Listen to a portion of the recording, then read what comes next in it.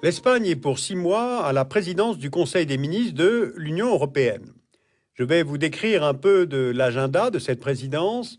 Il porte sur la nouvelle visibilité de la politique étrangère de l'Union, la politique d'asile et de migration, la coordination des économies européennes face à la crise. Et pour cela, je voudrais aussi vous montrer à quel point ce grand pays est en phase avec cet ordre du jour, compte tenu de son histoire et de sa géographie, ouverte sur 3 façades distinctes. D'abord la façade atlantique.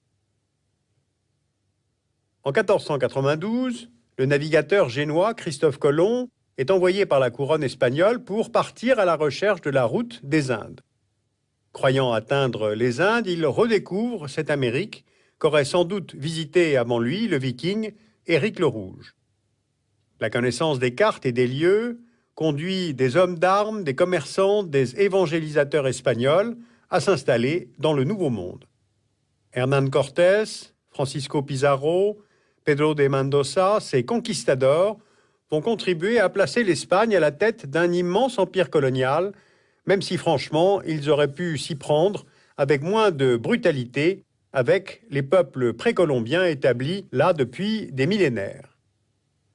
Par les richesses découvertes dans ce nouveau monde, le XVIe et XVIIe siècle sont les siècles d'or de la couronne d'Espagne. Charles Quint va devenir le souverain le plus puissant d'Europe. On voit sur la carte l'influence espagnole sur l'Europe étendue jusqu'aux Pays-Bas. Et dans le Nouveau Monde, on voit aussi sur la carte la présence espagnole qui s'installe sur l'Amérique latine, et ce pendant une très longue période de temps, 3 siècles et demi. Par le traité de Tordesillas, signé en 1494, les 2 puissances ibériques, Portugal et Espagne, se partagent le monde. Résultat, à la seule exception du Brésil, où l'on parle portugais, l'espagnol est la langue utilisée dans toute l'Amérique du Sud. Pourquoi vous parlez de cela? Eh bien parce que près de 400 ans plus tard, la communauté hispanophone est la 2e communauté linguistique au monde. C'est une langue parlée par 1 demi-milliard d'individus dans un peu plus de 20 pays différents. Et cette communauté est en forte progression aux États-Unis. Les hispaniques formaient 6,5% des habitants du pays en 1980 et ils représentent aujourd'hui 15% de la population américaine. Cette communauté, selon la formulation américaine, est désormais la plus importante minorité raciale dans ce pays, passant aujourd'hui devant la communauté noire. Donc l'importance des communautés hispaniques, aussi bien en Amérique du Nord qu'en Amérique du Sud, rend les relations entre les États-Unis, l'Amérique latine et l'Espagne, donc l'Union européenne, évidemment tout à fait essentielles. L'agenda de la présidence espagnole prévoit justement l'organisation de sommets en mai 2010 entre l'Union et les États-Unis, entre l'Union et les États d'Amérique latine. Et c'est également au cours du premier semestre 2010 que se met en place le traité de Lisbonne. Donc, l'Espagne, par ses liens avec les 2 Amériques, peut contribuer à donner une meilleure visibilité de l'Union européenne sur la scène internationale. Regardons maintenant la 2e façade de l'Espagne, ouvrant sur la Méditerranée et l'Afrique du Nord. En 711, les conquérants arabes, conduits par le général Tariq, entrent par Gibraltar, en Espagne, et vont y rester près de 8 siècles. Le reflux de ce mouvement majeur sera la Reconquista, une longue guerre conduite par les rois catholiques, qui s'achèvera en 1492. Et dans cette reconquête, sur l'autre rive de la Méditerranée, les territoires de Ceuta et Melilla sont pris aux Arabes, respectivement en 1415 et 1497, et ils sont aujourd'hui espagnols. Et pourquoi vous parlez de cela? Eh bien parce que la pression migratoire est, on le sait, très forte sur l'Union européenne, et elle s'exerce sur les enclaves de Ceuta et Melilla, sur les îles Canaries. Et on a une configuration un petit peu similaire côté espagnol, du fait du rocher de Gibraltar. Cette petite enclave, sous souveraineté britannique, n'est qu'à 15 km à vol d'oiseau du continent africain. C'est par ces lieux que les candidats souhaitant entrer dans l'Union européenne viennent par bateau, débarquent comme ils le peuvent sur la côte sud de l'Europe. Ceci pour faire apparaître que c'est justement sous cette présidence espagnole qu'il revient à Madrid de mettre en œuvre le cadre de l'Union européenne pour les questions d'asile, de politique des visas et des migrations pour les années 2010 à 2014, ce qu'on appelle le programme de Stockholm. C'est un cadre de travail qui implique la coopération des polices et des douanes, la coopération judiciaire en matière pénale et la protection civile.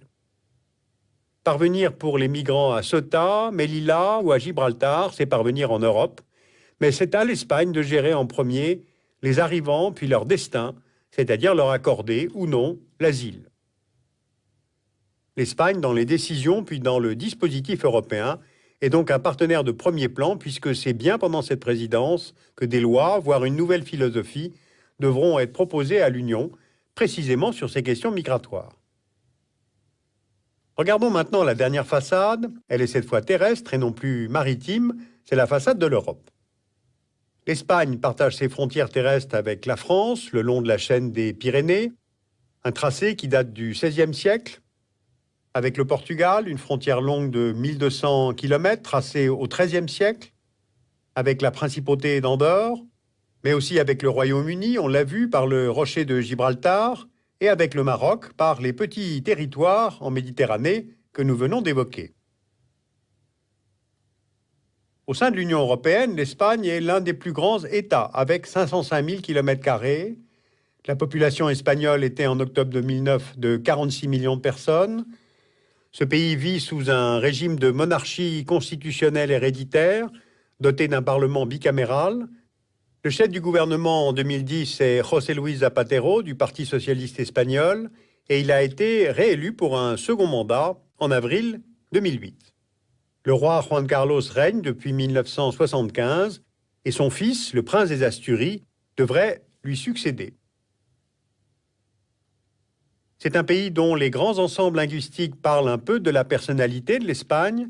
On a le castillan, qui est la langue officielle du pays, c'est-à-dire l'espagnol, parlé par 74% de la population, suivi du catalan, 17%, qui s'étend du roussillon français jusqu'à Alicante et les Baléares, le galicien, 7%, qui ouvre sur l'Atlantique et le golfe de Gascogne, qui est apparenté au portugais, et bien sûr le basque, 2%, à cheval sur l'Espagne et le Pays basque français dans les Pyrénées-Atlantiques.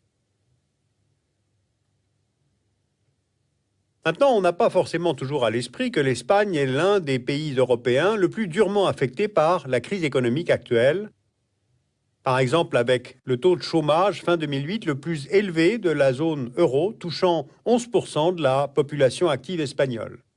La crise, en fait, a fait apparaître au grand jour les faiblesses de l'économie de ce pays, une hypertrophie du secteur bâtiment-travaux publics, une gestion erratique et sans vision du secteur du tourisme, une formation insuffisante de la main-d'œuvre, donc des travailleurs qui ont de ce fait plus de difficultés à se reconvertir en temps de crise. Or, l'Espagne a justement dans son agenda de présidence la coordination des politiques économiques européennes pour la lutte contre la crise actuelle. L'Espagne a donc intégré dans son programme l'élaboration d'une stratégie Union européenne 2020 qui doit aider l'Union à relancer la croissance, diminuer le chômage et trouver les outils pour se protéger des crises futures. Voilà donc où peut nous conduire l'étude de ces trois façades. Façade atlantique, façade méditerranéenne et façade européenne. L'Espagne est donc bien placée, on le voit, pour assurer cette présidence, c'est-à-dire donner une meilleure visibilité à l'action extérieure de l'Union européenne, mettre en route le programme de Stockholm sur la politique migratoire et d'asile de l'Union, et enfin pour coordonner la lutte contre la crise économique actuelle.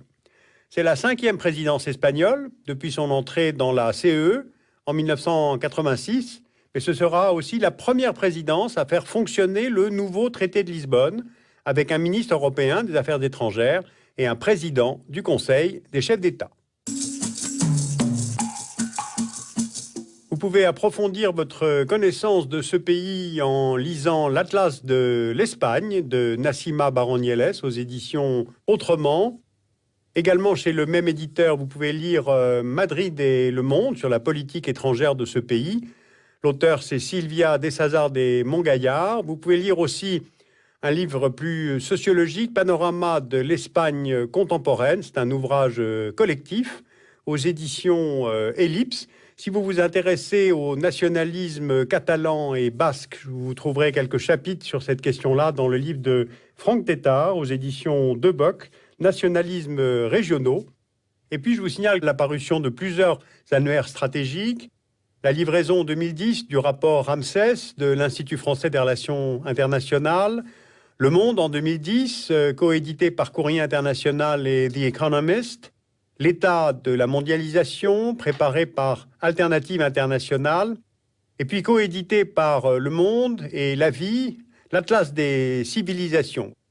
Et puis je vous signale aussi la réédition en 2010 de l'Atlas du XXIe siècle aux éditions Nathan. C'est un très bon atlas qui est réédité chaque année et que nous utilisons beaucoup dans nos travaux. Voilà, tout cela, vous pouvez le retrouver sur le site du Dessous des cartes, arte.tv, avec également des ouvrages de référence en langue allemande.